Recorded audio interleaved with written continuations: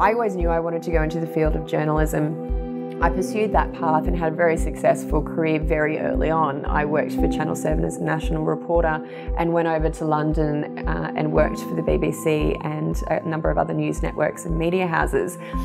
I think what I learnt through that time is that the newsroom can be a very volatile environment. I was working 70 to 80 hours a week.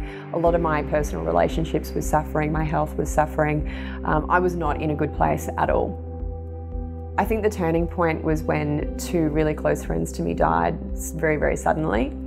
And it all came crashing home, I think, to realise that life can be taken from you so suddenly. And at that point, I realised there had to be more to life. So I went looking for it. When I came back from London, starting Blue Clay was my way of continuing my passion, which was telling stories and connecting with people and doing it through a visual medium of film and TV, but it was on my terms. I started Blue Clay in late 2010, so nearly 5 years I've been running that business. And it's been a wild ride. I don't think anyone can prepare you or anything can prepare you for business. The first couple of years is definitely the hardest, but then I think also you make some pretty big mistakes and you learn from them very quickly, particularly when you've got financial investment and you're taking those financial hits.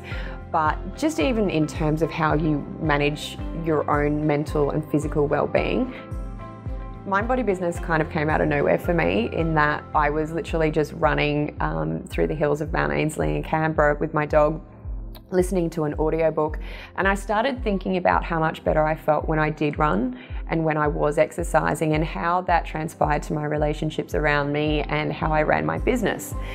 And then I thought, isn't it interesting that no one teaches this in business school? You know, everyone's talking about the nuts and bolts, your spreadsheets and your profit and loss statements and all of that fun stuff, but they don't talk about you as a person. So there's no holistic approach to business quite often when you do these courses.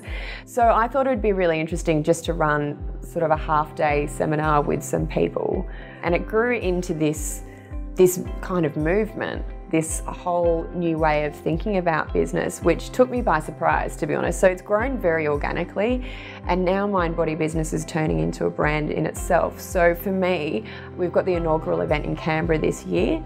I want to have it in Canberra every year, eventually move it to other states in Australia, but eventually globally. Mind Body Business has been an incredible journey, and it's one that I want to share with everyone, because what I've learnt and just how powerful we are as human beings, if we understand how connected we are with our mind and body and transfer that into business, it's guaranteed success.